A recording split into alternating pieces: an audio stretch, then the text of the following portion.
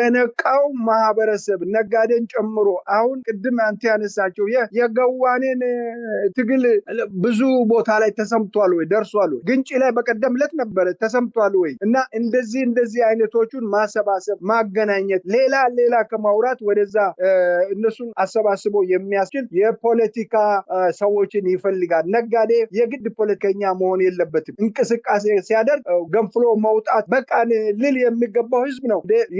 የካቲት 66 አብዮትን እኮ ያመጣው አንድም የፖለቲካ ፓርቲ አልነበረም።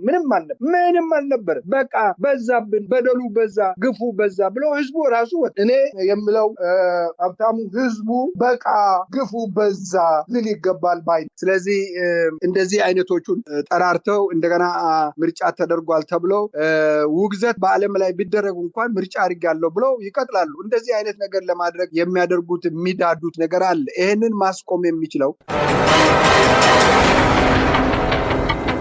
በተወሰነ ድሎች ላይ መንበሽበሽና ጊዜ መስጠት ጠላትን ማጠናከር ነው። በመጀመሪያ ይሄንን ብዙ የጦር ሰዎች ከፋኖ ጋራ ጦር የሚመሩት ወታደራዊ ሙያ የበሰለ ሙያ ያላቸው ሰዎች እንዳሉ አውቃለሁ። ነገር ግን ለምን ተባብረው በፍጥነት ወደ መሃል መግፋት እንዳልቻሉ ያልገባን ነገር ቢኖር እሱ ነው። እነሱም ህዝቡን በድሮን ሲመታ ሲወቃ ጊዜ እየገዙ ለምን ጊዜ እንደሚገዙ ለምን መተባበር ፍጥነት እንዳልቻሉ እንግዲህ የሚታየኝ ነገር ምክንያት ነው ብለን የምንወስደው ዋናው ነገር ያለመተማመን ይመስለኛል። መተማመን በአንድ ግንባር ላይ የተሰማራ ጠመንጃ አንስቶ በጋራ የሚሄዱ ሰዎች በተበታተነ ኃይል ሆነው ጦርነት ውስጥ ከገቡ ሽፍታ ነው የሚሆኑ። ረጅም ጊዜ ነው የሚወስድባቸው። ቅድም አንተ እንዳነሳው የሶሪያ ጉዳይ የሶሪያ ትግል በጣም ረጅም ጊዜ የፈጀው ልክ በዚህ አይነት ሁኔታ ነው። እነሱም ከዚህ አይነት መማር ከሌላውም አገር መማር መቻል ነበረ። ትልቅ ድጋፍ አላቸው። የኢትዮጵያ ህዝብ በሙሉ ከትንሹ አርሶ አደሩ ጭምር የፋኖን ትግል ይረዳል፣ ይሰማል እና ፋኖ የፓርላማ ድምጽ ይሄው ፓርላማ እኮ እያየን ነው። እዚህ ፓርላማ ማለት ምን ማለት እንደሆነ ለተመረጠው ህዝብ ምን ያህል እንደሚሟገት የተመረጠው ህዝብ ችግር ምን እንደሚሰማ ምንድነው ችግሩ? ይሄው አሜሪካን ሀገር ውስጥ ዛሬ እኮ ህዝባችን ተራበ፣ ከመንግስት የሚያገኘው ቀርቶ ፍሪጃቸው ባዶ ሆኗል እያሉ ሲከራከሩ ይሰማል። ስለዚህ ፓርላማ ብዙ ነገሮች ማድረግ የሚችል ኢንዲፔንደንት የፓርቲም ይሁን ግን የምናገረው የህዝብን ድምጽ ነው። ህዝብን ነው መስማት፣ ለህዝብ ነው መጮህ ያለበት። ቅድም ያነሳው ነው ብዙ ድርጅቶች ነጋዴዎች ቤታቸውን ዘግተዋል። የንግድ ቤታቸውን ዘግተዋል። ሰርቶ ተለዋጭ ሌላ ወዳ ብሉ ወዲ ብሉ እየዞሩ እየዘጉባቸው መኖር አልቻሉ። ስለዚህ ፓርላማ ያንን አንስተው መከራከር መናገር ምን ይችላል ወይ? ጥያቄ በመጀመሪያ ቅድም አንተ ያነሳው ነው። ከሳምንት በፊት ተልኮ እሱ እዛ በራሱ ስቱዲዮ አለው። በዛ ስቱዲዮ ራሱን እያየ ጥያቄና መልስ እዛው ተጠያይቀው እርስ በርሳቸው እዛ ካደረጉ በኋላ ነው የሚመጣው። ተምሮ ሰልጥኖ ነው የሚመጣው ትሬንድ ተደርጎ እና ፊት ለፊት ላይ አስቸኳይ ጥያቄ ሲጠየቅ መልስ መስጠት የሚችል ሰው ስላይደል፣ ደካማ ሰው ስለሆነ፣ በቂ ቦታ ላይ የተቀመጠ ስላልሆነ፣ ኢትዮጵያን የሚመጥን ስላይደል፣ በውሸት ላይ የተመሰረተ ሰው ስለሆነ፣ ውሸታም ስለሆነ፣ ሐሰት ለመናገር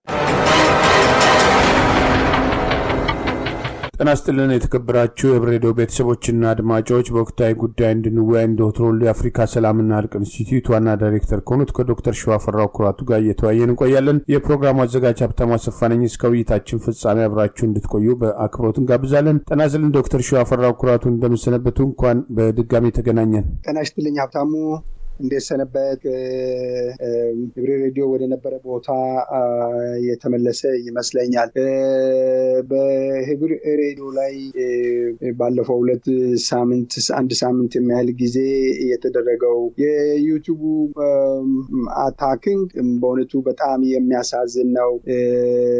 ይሄ እንዲህ አይነት ነገር ትግል ነው። በትግል መካከል ላይ የማይገባቸው ሰዎች በተለይም አብይ አህመድ ተልእኮ ይዞ የሚሰሩት እነዚህ በሚዲያ ሰራዊት የሚባለው የሚያደርጉት አፈና ነው፣ ሙግት ነው። ይሄ በዚህ አይነት ሊቀጥል አይችልም። እነሱ አገርና ህዝብን በገንዘብ ሽጦ ነው እና ለህዝብና ለሀገር ጆሮ የሆነውን የህብር ሬዲዮን አታክ ማድረጋቸው ባለፈው ሳምንትም ሳላነሳ ማለፌ በጣም ቅር ብሎኝ ነው እና ይሄ ማህበረሰቡ ራሱ አድማጩ ህዝብ በዚህ ላይ አስተያየት መስጠትና እነዚህን ሰዎች ማሳፈር መቻል አለብን። ለወደፊት ፒቲሽንም አስፈላጊ ከሆነ ማህበረሰቡ ፒቲሽን ፈርመው ለዩቲዩብ መላክ መሟገት መቻል አለብን። እንዲህ አይነት ነገር መለመድ የለበት። ነፃ ነው፣ በነፃ ሀገር ነው፣ ነፃ ድምጽ ነው፣ ነፃ የህዝብ ሀሳብ ነው፣ የህዝብ ድምጽ ነው እና እንዲህ አይነቱን ማድረጋቸው ማፈናቸው ዩቲዩብም ከህግ ውጭ የሆነ የተደረገ ነገር የለም። እያንዳንዳችን በዚህ ሬዲዮ ላይ አስተያየት እና ሀሳብ የምንሰጥ ሰዎች ራሳችን ችለን ነው፣ የሬዲዮ እንትን አይደለም።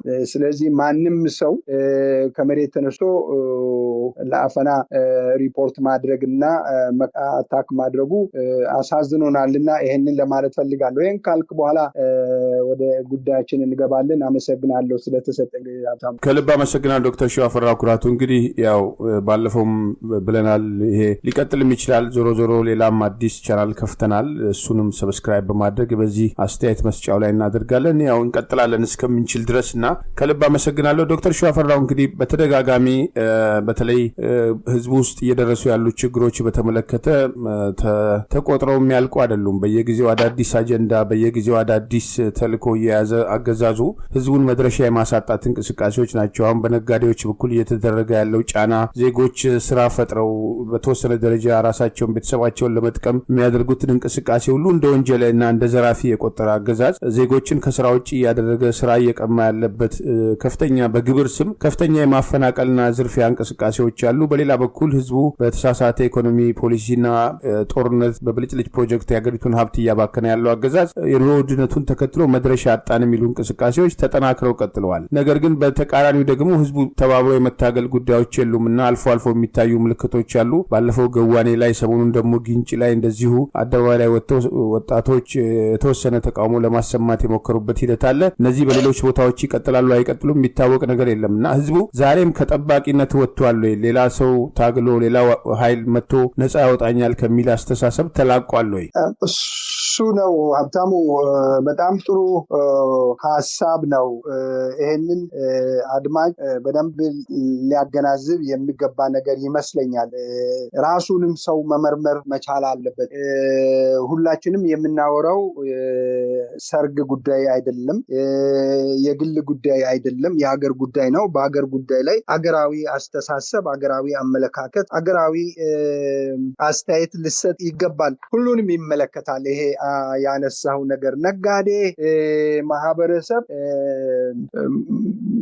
እንዲጠፋ በተለይም ሌላው ብሔረሰብ እንዲጠፋ ከአካባቢው እንዲለቅ አዲስ አበባን እንዲተው ትልልቅ ከተሞቹን ለቆ እንዲወጣ እየተገደደ ነው። ይሄ በማንም ድክመት ሳይሆን በራሱ በነጋዴው፣ በማህበረሰቡ፣ በህዝቡ ድክመት። ብዙውን ጊዜ እንደምንለው አርሶ አደሩ ምንም የሚሰማውም ነገር የለም። ሲዘረፍ ይዘረፋል።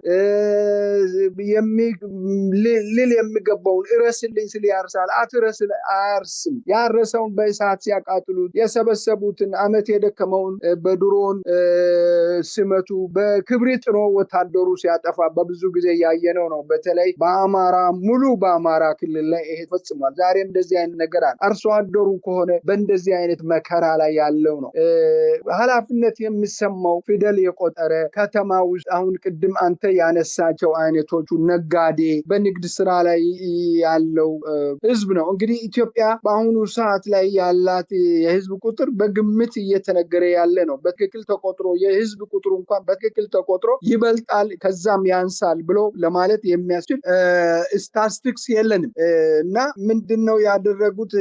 ህዝቡን በጅምላ በየአመቱ በጅምላ ይቆጥሩታል፣ በጅምላ ይጨምሩታል። ይሄ ህዝብ 130 ሚሊዮን ከዛም በላይ ነው እየተባለ ነው ያለው። 130 ሚሊዮን ህዝብ ያለበት ሀገር እንዴት እንደዚህ አይነት ዘራፊና ቀጣፊ፣ እንዴት አይነት በውሸት ላይ የተመሰረተ ገዳይ እንዴት አድርጎ እንዲህ አይነት በዓለም ላይ እንደዚህ አይነት ስርዓት የለም። ይህንን እንዴት ተሸክሞ ነው የኢትዮጵያ ህዝብ አሁን በቁጥር እኔ የማነሳው ህዝብ እንዴት ተሸክሞ እንዴት አድርጎ ነው የሚኖረው? በምን መልክ ነው? ምን የማን ነው ስንፍናው? ድክመቱ የማን ነው? ማን ነው ይህንን የዚህ ድክመት ባለቤት? ራሱ ህዝቡ ነው። በምንም አይነት ቁጥር ውሰደው፣ በምንም አይነት ይበለው፣ ህዝቡ ራሱ ደካማ ነው። አንድ እኮ መሐመድ አዚዝ ነው የቱኒዚያን አብዮት የዚህ የሰሜን አፍሪካን የሰሜን አፍሪካን ንቅናቄ የቀሰቀሰው አንዱ ሞቶ ይኸው ዛሬ እኮ እኛ ስሙን እናነሳለን። ለትግሉ እኮ ነጋዴው ነው። ነጋዴው እንደዛ አይነት ነገር ከሆነ አንድ ነጋዴ ለምንድን ነው ህዝብን ማስተባበር የማይችለው?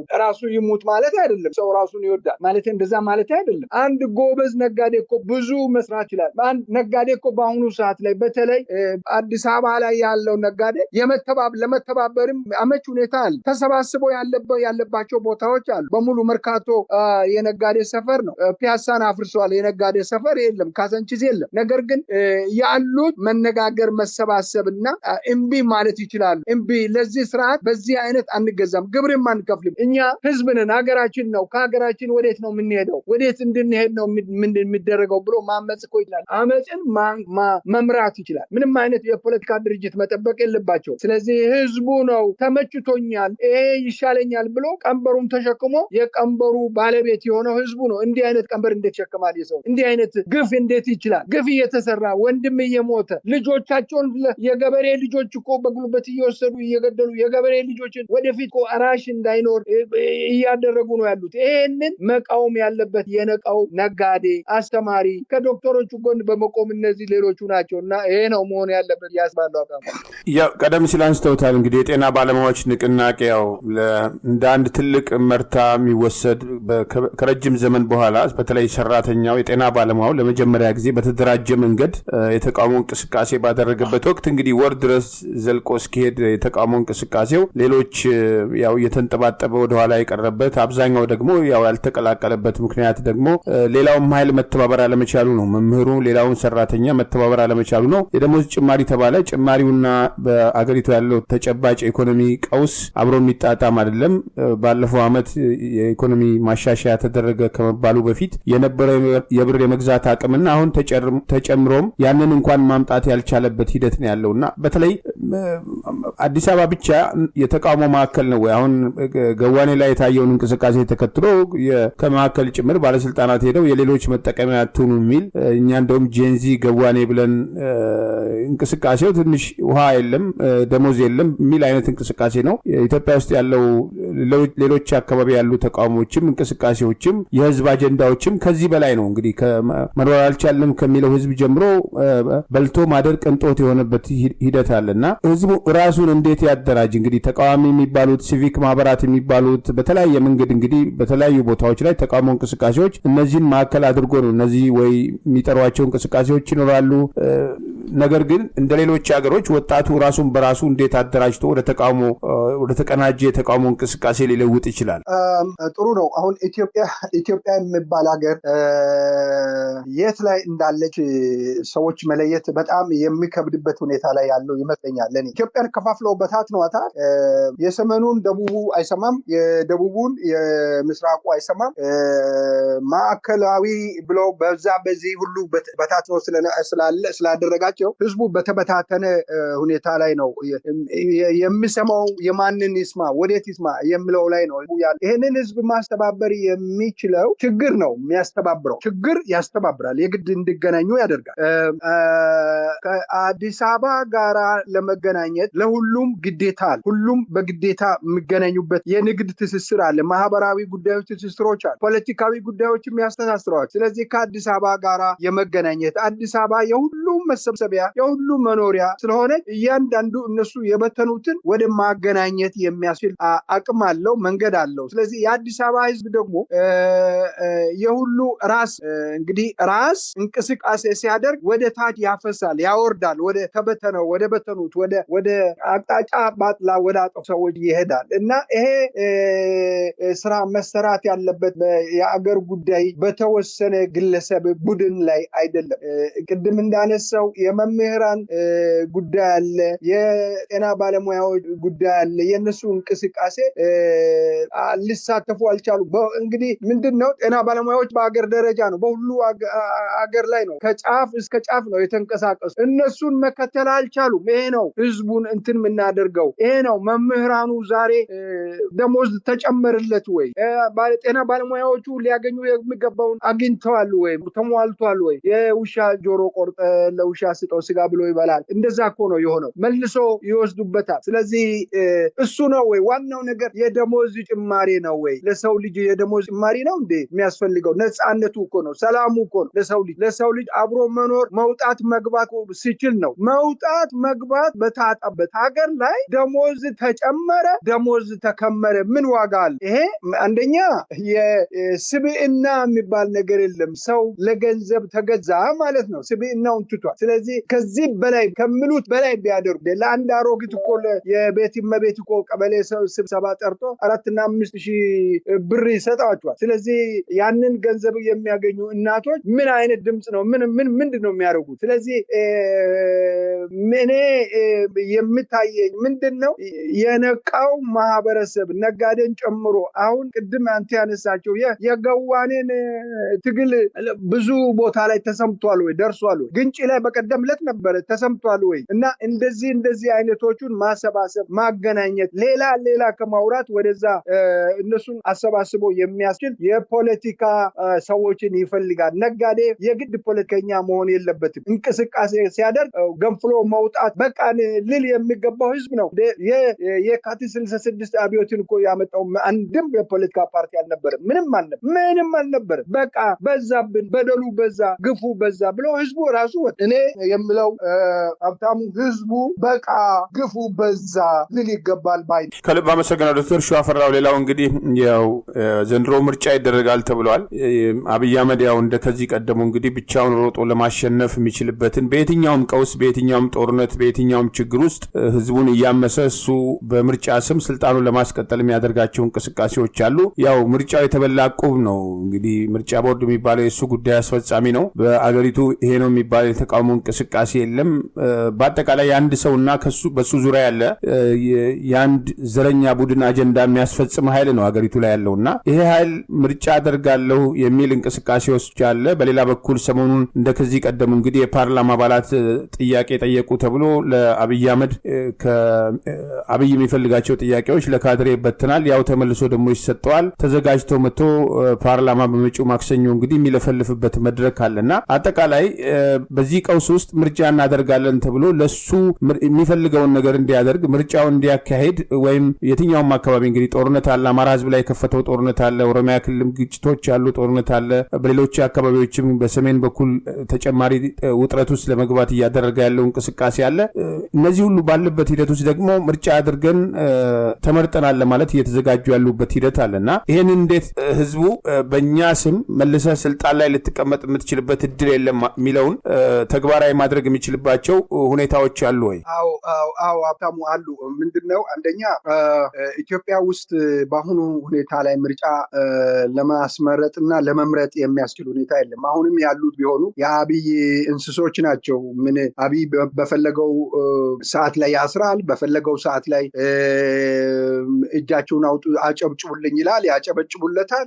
እሱ እንዳይቆጣቸው የሚያጨበጭቡ እሱ አይኑን ሲያጉረጠርጥ በተቀመጡበት ሽንታቸውን የሚሸኑ ናቸው። እነዚህ የአብይ እንስሶች ናቸው ብለን ነው የምንጠራው። የኢትዮጵያ ፓርላማ የሚባለው እኮ ፓርላማ ሳይሆን ቦታው ነው የሚጠራው እንጂ ሰዎቹ የአብይ እንስሶች ናቸው። ስለዚህ እንደዚህ አይነቶቹን ጠራርተው እንደገና ምርጫ ተደርጓል ተብለው ውግዘት በዓለም ላይ ቢደረጉ እንኳን ምርጫ አድርጋለሁ ብለው ይቀጥላሉ። እንደዚህ አይነት ነገር ለማድረግ የሚያደርጉት የሚዳዱት ነገር አለ። ይሄንን ማስቆም የሚችለው አሁንም ህዝቡ ነው። ህዝቡ በየትኛው ሰላም ላይ ነው? ኦሮሚያ ሰላም የለም፣ አማራ ሰላም የለም፣ ሶማሌ ሰላም የለም፣ አፋር ጋር ሰላም የለም። የትኛው ማንን ነው? ይሄ ማዕከላዊ በቀደም ያለው ነው። በቀደም ዕለት የክልል አድርጋለሁ ብሎ እሱ የሾማቸው የሰጣቸው ቦታዎች ናቸው። እነሱም ጋር ወረድ ብትል ወደ ደቡብ ሰላም የለም። ወደ ጂንካ ወደዚህ ወደ ከአርባ ምንጭ በታች ባለው ቦታዎች ላይ በጌዲዮ ወደዛ እንደዚሁ በሲዳማ በኩል ላይ ሰላም የሌለበት የትኛው ቦታ ላይ ነው ምርጫ ያካሄደው። ምርጫ አዲስ አበባ ላይ ተደርጓል። እሱ ምንድነው በሻሻ ሄጄ ምርጫ አድርጌ መጣሁ ብሎ ምርጫ ተደርጓል እኔ አሸንፌ መጣሁ ለማለት ነው። እንደዚህ አይነት እንደ ድሮ ማጭበርበር እያጭበረበሩ ምርጫ ይቀጥላል ብሎ ነው የሚያስበው። ስለዚህ ይሄንን መከላከል የሚችለው ራሱ ባለቤቱ ህዝቡ ነው። ህዝብ ትልቅ ኃይል፣ ህዝብ ድምጽ ነው። የህዝብ ድምጽ ጦር ነው። የህዝብ ድምጽ ብሪጅ ነው፣ ድንጋይ ነው። ስለዚህ ህዝብ ነው ይሄንን ነገር ምርጫ አናደርግም፣ ይሄ በዚህ ሰዓት ላይ ሰላም በሌለበት ሀገር ላይ እንዴት ተደርጎ ምርጫ ይደረጋል? ስለዚህ ምርጫ የምናደርግበት ሁኔታ አይኖርም ብለው ህዝቡ ነው እንትን ማድረግ ያለባቸው። አንዳንድ በጉርሻ የሚኖሩ ቅድም እንዳነሳሁት የቀበሌ አሮቶች ሰብስበው ወደ የቤት እመቤቶቹን የጠሩ ገንዘብ አበል እንሰጣለን እያሉ በስብሰባ ሰበብ ገንዘብ እንደሚሰጡ ልክ እንደነሱ የተወሰኑ በግል ኢንዲቪዥዋል እነሱ ግለሰቦች የፖለቲካ ድርጅት ነን የሚሉት ግለሰቦች ምንም መሰረት የሌላቸው ሰብስበው ምርጫ እናካሄዳለን፣ ምርጫ ይካሄዳል የሚለው ባለፈው ተሰባስበው ሲናገሩ ሰምቻለሁ። እና እነዚህ አይነቶቹ አይደለም አሁን መንቃት አለበት። ኢትዮጵያ እኮ አነሰም በዛ የተማረ ህዝብ ያለበት ሀገር፣ አነሰም በዛ በምንም አይነቱ መልኩ ኢትዮጵያ ውስጥ ምርጫ መካሄድ እንደማይቻል የሚታይ ሁኔታ አለ። ስለዚህ ምሁራኑ ኢትዮጵያ ውስጥ ያለው ምሁራን ከፍርሃት መውጣት መቻል አለ። ፍርሃት ትልቅ በሽታ ነው። የፍርሃት በሽታ ነው አሁን እየገደለ ያለው እንጂ አብይ አይደለም። ህዝብን አሁን እየፈጀ ያለው ፍርሃት ነው። ይህም ፍርሃት ማራገፍ መቻል አለበት። ወጣቶች እኮ ናቸው ትናንትና የህፃን ልጆች የ19 ሴት ልጆች ጦር ሜዳ ላይ የሞቱ ጡታቸውን የተቆረጡ ከነሱ ህይወት የነሱ ይለያል የማናችንም አይል ይሄንን ምን እንደምል አላ። ስለዚህ ህዝቡ ነው ሀብታሙ ይሄን ነገር ማስቆም የሚችለው። ኢትዮጵያን የሚያድኑት ቅድም እንዳነሳው የተደራጀ ኃይል አይደለም፣ ተሰባስበው ነው። የ66ቱ አብዮት ትልቅ ትምህርት ነው ለኛ፣ ትልቅ ትምህርት። አብዮትን ያካሄደው የ66 ዓመት ወታደሩ ህዝቡ ስለተነሳ ነው ወታደሩ የመጣው። ህዝብ ስነሳ ወታደሩ ይመጣል፣ ሁሉም ይፈራል። ህዝብ ስነሳ መሳሪያ ጥሎ ነው የሚሄደው። ህዝብ ነው መነሳት ያለበት። እዚህ እኮ አሜሪካን ሀገር ላይ ህዝብ ያንቀጠቅጣል። ህዝብ እኮ ያንቀጠቅጣል፣ መሬትን ያንቀጠቅጣል። ህዝብ አመጽ፣ ህዝብ ስነሳ መሬትን ያንቀጠቅጣል። ህግ ባለበት ሀገር ላይ እንኳንስ ህግ በሌለበት ሀገር ቀርቶ ህግ ባለበት ሀገር ላይ ህዝብ ሲቆጣ የህዝቡ ድምጽ መሬትን ያንቀጠቅጣል። ስለዚህ ህዝቡ ነው ማስቆም የሚችለው። ይሄ በጣም ከሚገርምና በጣም መነሳት ያለበት ነገር፣ በጣም ሊቆጡ የሚገባ ነገር ትልቁ ነገር አለ። አብይ አህመድ እኮ የኦሮሞ መንግስት ነው ብሎ ከሱሉልታም ከሰበታም ሰዎች እየመጡ ነው መንግስታችን ተቀማ ብለው እሱን ለመከላከል ብዬ ነው ስል የማን መንግስት መሆኑን እንኳን ህዝቡ አልተረዳም። አሁንም እኮ እነ ሽመልስ አብዲሳ የኦሮሞ መንግስት ሊቀማ ነው፣ ሊዘርፉ ነው፣ ሰሜኖቹ እየመጡ ነው እያሉ ነው። ይሄ ምን ማለት ነው? ይሄ ምንድን ነው የሚያሳይ? ማን ነው ይሄንን ኢትዮጵያ ብሎ እንትን የሚያደርገው ሰው ማን ነው? ትልቅ ወንጀል ነው፣ ትልቅ ወንጀል ኢትዮጵያ ውስጥ እየተደረገ ያለው ትልቅ ወንጀል። የኦሮሞ መንግስት ነው የኢትዮጵያ መንግስት አይደለም የሚያሰኝ ትልቅ ወንጀል እየተሰራ ነው ያለው። ሰሞኑን በኦሮሚኛ በሰፊው ሽመልስ መንግስት የአማራ እና የትግሬ መንግስት የኤርትራ መንግስት ተጣምረው ሰሜኖቹ እየመጡብን ነው፣ ስለዚህ ኦሮሞ ተነስ እያለ እየቀሰቀሰ ነበር። የኦሮሞ መንግስት ነው ስል የትኛው ምርጫ ነው የሚመረጠው? ይሄ የኢትዮጵያ ምሁራን ይሄን ሰምቶ ምን ይላል? የኢትዮጵያ ፖለቲከኞች ይሄን ሰምቶ ምን ይላሉ? ምን እያደረጉ ሴቱ ወንዱ? ስለዚህ ሀብታሙ በቀላል የሚታለፍ ነገር አይደለም። ህዝቡ በራሱ ጊዜ መውጣት መቻል አለበት። አመሰግናለሁ። ከልብ አመሰግናለሁ። አሁን ባለው ተጨባጭ ሁኔታ ውስጥ እንግዲህ ሰሞኑን እየተደረጉ ያሉ ቅስቀሳዎች ይታወቃሉ። ከኤርትራ መንግስት ጋር ያለው የዚህ አሰብ ጉዳይ በዲፕሎማሲ በህግ አግባብ መፈታት አለበት የሚል ጥያቄዎች አሉ።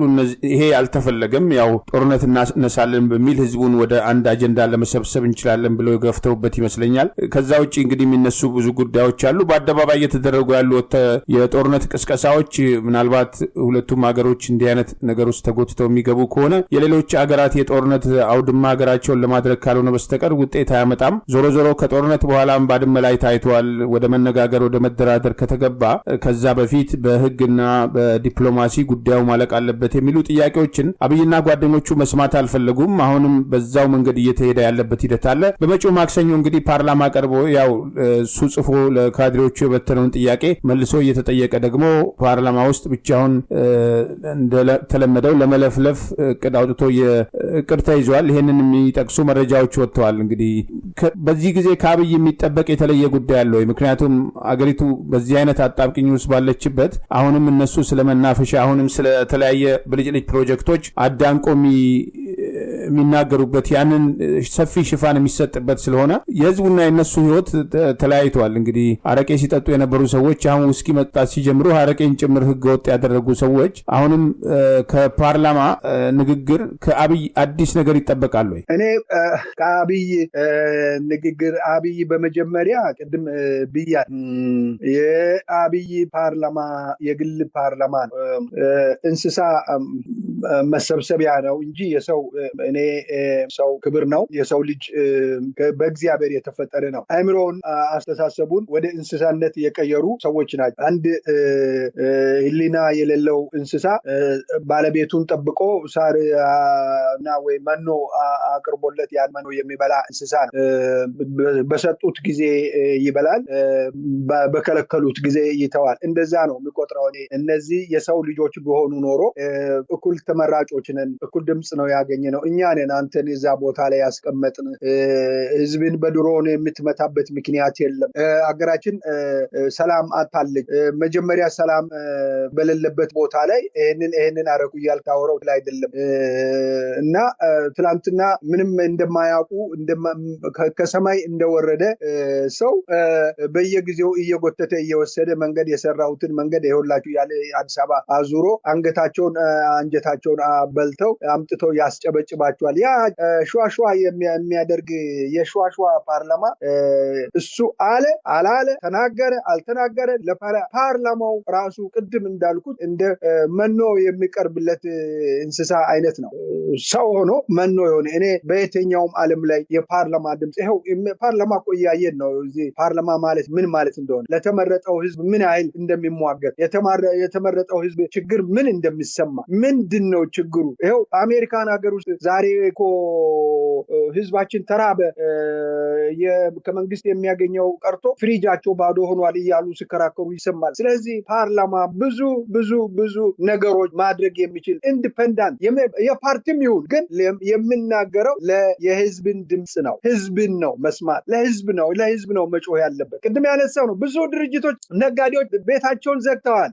የንግድ ቤታቸውን ዘግተዋል። ሰርቶ ተለዋጭ ሌላ ወዳ ብሉ ወዲ ብሉ እየዞሩ እየዘጉባቸው መኖር አልቻሉ። ስለዚህ ፓርላማ ያንን አንስተው መከራከር መናገር ይችላል ወይ? ጥያቄ በመጀመሪያ ቅድም አንተ ያነሳው ነው። ከሳምንት በፊት ተልኮ እሱ እዛ በራሱ ስቱዲዮ አለው። በዛ ስቱዲዮ ራሱን እያየ ጥያቄና መልስ እዛው ተጠያይቀው እርስ በርሳቸው እዛ ካደረጉ በኋላ ነው የሚመጣው። ተምሮ ሰልጥኖ ነው የሚመጣው ትሬንድ ተደርጎ እና ፊት ለፊት ላይ አስቸኳይ ጥያቄ ሲጠየቅ መልስ መስጠት የሚችል ሰው ስላይደል፣ ደካማ ሰው ስለሆነ፣ በቂ ቦታ ላይ የተቀመጠ ስላልሆነ፣ ኢትዮጵያን የሚመጥን ስላይደል፣ በውሸት ላይ የተመሰረተ ሰው ስለሆነ፣ ውሸታም ስለሆነ፣ ሐሰት ለምናገር ዓለምን በሙሉ ዞሮ ጨረሰ በ3 ወር ውስጥ ባለፈው መጀመሪያ። አሁን ደግሞ ኢትዮጵያ ውስጥ ይዞራል። እንደ ጠቅላይ ሚኒስትር ማለት እኮ የኢትዮጵያ የመጀመሪያ ቁጥር 1 ነው። ሌት ተቀን የሚሰራ ነው፣ የሚተጋ ነው። 130 ህዝብ ጉዳይ ይመለከተዋል። ሰከንድ ጊዜ የለውም። ይሄ አውሮፕላን ሄሊኮፕተር ያስነሳ ከሀገር ወደ ሀገር የሚዞር ሰው ምን ያመጣል ምን ያደርጋል ብለህ ነው ሀብታሙ ፓርላማ የሚጠይቀኝ? ፓርላማምስ ቢሆን ምን ቻሌንጅ ያደርጓል? ማንን ነው የሚጠይቀው ነው የሚናገረው? ምን አዲስ ነገር ያደርጋል? እንደማናቸው እንደየትኛው ጠቅላይ ሚኒስትሮች እንደ ፕሬዝዳንቶች ለኢትዮጵያ ህዝብ እንዲሆነው እንዲያርጌ እንዲ ተደርጓል ብሎ የሚናገረው የትኛው ተጨባጭ ነገር ይዞ ነው የሚመጣው? በድሮን አማራን ህዝብ ደበደብ ብሎ ሊናገር ነው? ይህንን እውነት ይናገራል? በድሮን ተመቷል፣ በጎንደር በጎጃም በወሎ እየደበደብኩ ነኝ፣ ሰራዊቱን እየፈጃው ነኝ ልል ነው? ይህንን ይናገር ይሁን? ይሄ እውነት ይናገራል? ሰላም ነው ምለው አይደለም? ሰላም እናንተ አእምሮ ውስጥ ነው፣ ሰላም እናንተ የለም ብላችሁ ለምታስቡ ነው ሰላም የሞላ ነው ይላል። ይህንን ልናገር ነው የሚመጣው?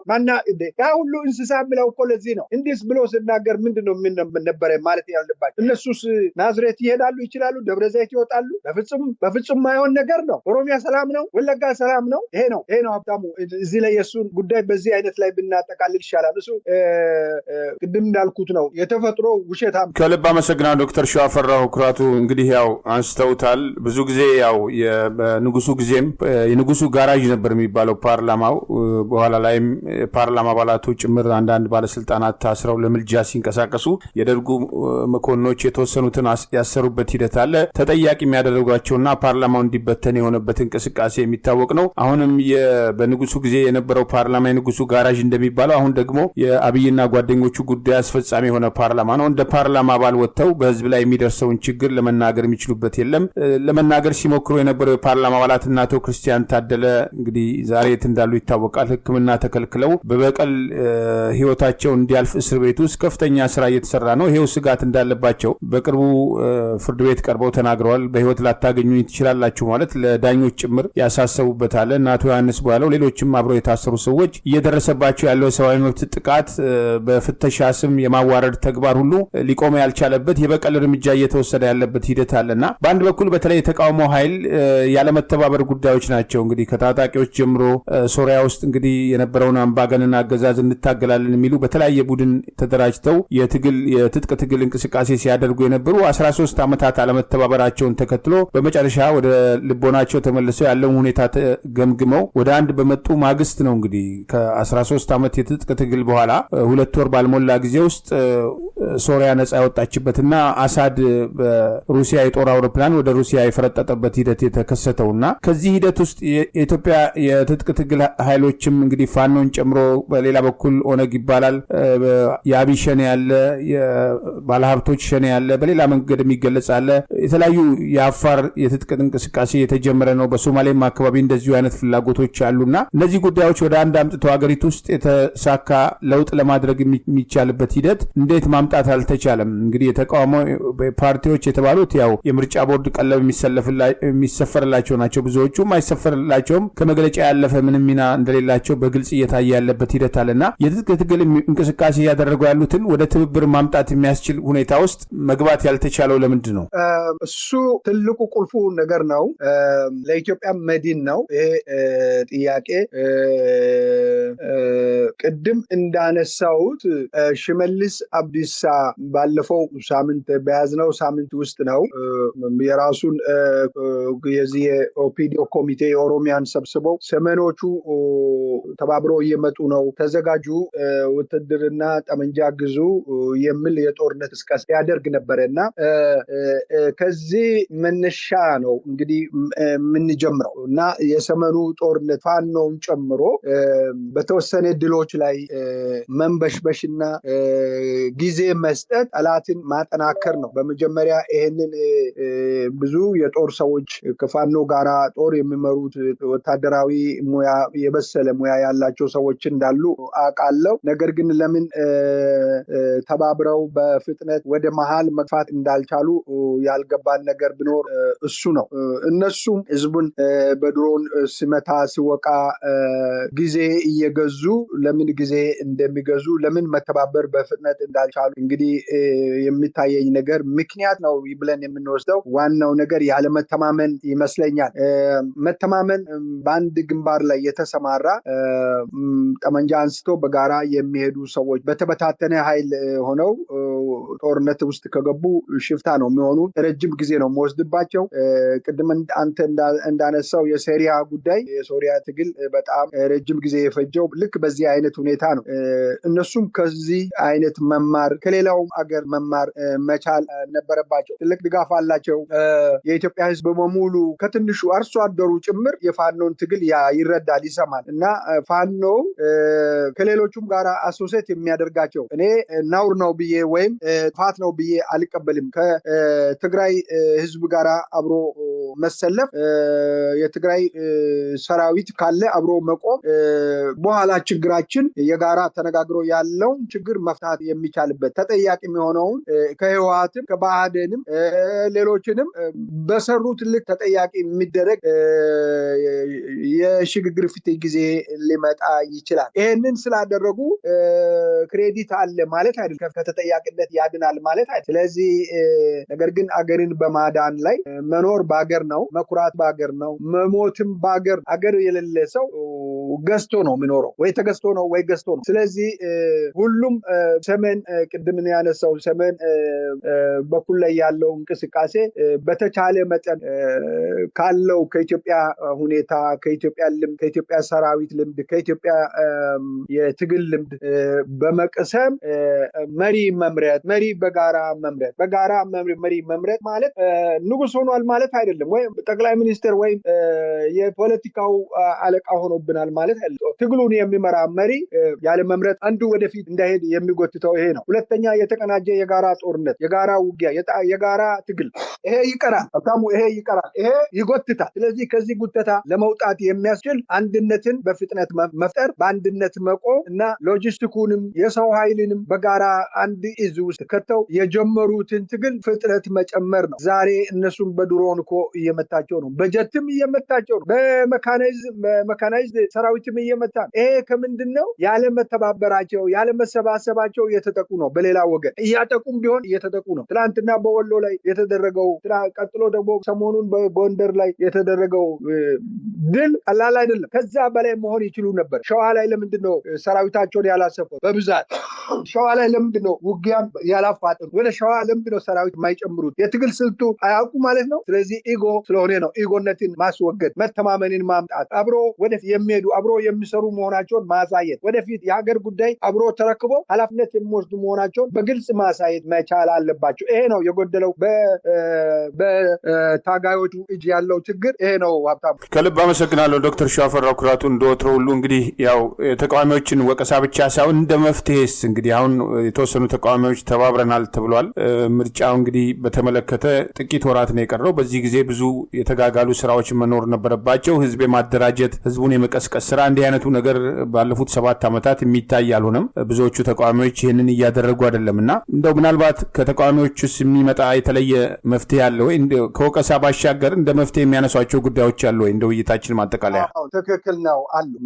መፍትሄ ብዬ ማስቀምጠው ትልቁ ጉዳይ መቻቻል፣ ሁሉም ተቻችሎ ወንድሜ እህቴ መባባል፣ ሲሞቱ እየየ አይደል ወይም ከሞቱ በኋላ ማልቀስ አይደል። ነገር ግን ወንድሜ እህቴ የሚባባለው ወደፊት አብሮ ለሚሰሩ ስራ የጋራ አንድነትን መፍጠር፣ ህዝብን ማነቃነቅ። ሁለት አይነት ትግል ማካሄድ ያለባቸው፣ 3 አይነት ትግል ነው ማካሄድ ያለባቸው። አንደኛው የፖለቲካ ትግል ነው። የፖለቲካ መስመርን በግልጽ ማሳወቅ፣ የፋኖ የትግል አቅጣጫው ምንድን ነው የሚለውን በግልጽ ማውጣት። ሁለተኛ የወታደራዊ ሎጂስቲክ ቅድም ያነሳኋቸውን በጋራ መጠቀም። ሶስተኛ የሚለው ህዝባዊ ትግልን ማነቃነቅ። እነዚህ ህዝባዊ ትግሎች እነሱ ነፃ በወጡበት ቦታም ላይ አንዳንድ ቦታ ላይ ሲያደርጉ ይሰማል። ማስተማር፣ ፖለቲካውን ማሰልጠን፣ ህዝብን ማሰልጠንና ደጀን እያደረጉ ለህዝቡ ደጀን እያደረጉ እያስተዳደሩ የሚሄዱበትን አንዳንድ ቦታ ላይ የሚታዩትን ነገሮችን አጠናክሮ መቀጠል። ወደፊት መግፋት የሚችሉትን በተለይም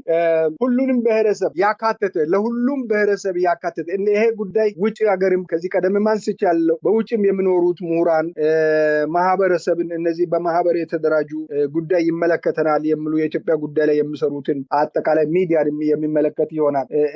ምንድነው እሱ የሁሉንም ብሔረሰብ ምሁራንን ኤሊቶቹን ማሰባሰብ፣ ትግሉ እንዲፈጥን አንድነትን መፍጠር፣ የአንድነት ስራ መስራት እና በተለይ ጠመንጃ ያነሱ ትግል ላይ ያሉት ራሳቸውን ለመሰዋት የወጡ ሰዎች በቅርበት ላይ ያሉት ከሸዋ ሰራዊት ጋራ በኃይል የተደራጀ በደንብ የጨመረ ውጊያ የሚካሄድበትን ሁኔታ የሚያሟላ በቂ ሰው መመደብና ትግሉን እዛ ላይ ማፋፋም፣ ከኋላ ደጀን ለሸዋው ሰራዊት መሆን እና እንደነዚህ አይነቶቹን ማድረግ እና ህዝባዊ ትግልን ማነሳሳት፣ በሚዲያዎች ህዝባዊ ትግሎችን በሰፊው ሁኔታ ማሳየት። ምርጫ ሊኖር አይገባም። ምርጫ ለአብይ አህመድ ሪኮግኒሽን መስጠት ነው። ስለዚህ ይሄ ምርጫ ቢደረግ የኢትዮጵያ ህዝብ እንደሚጎዳ ይሄንን እንደዚህ አይነቶቹን ፕሮፓጋንዳዎችን በሰፊው መስራት፣ ሰላማዊ ህዝባዊ ትግል ላይ ይታገላሉ የሚሉ ሰዎችም ይሄንን ማድረግና ማካሄድ ይኖርባቸዋል። ይሄ ሲሆን ነው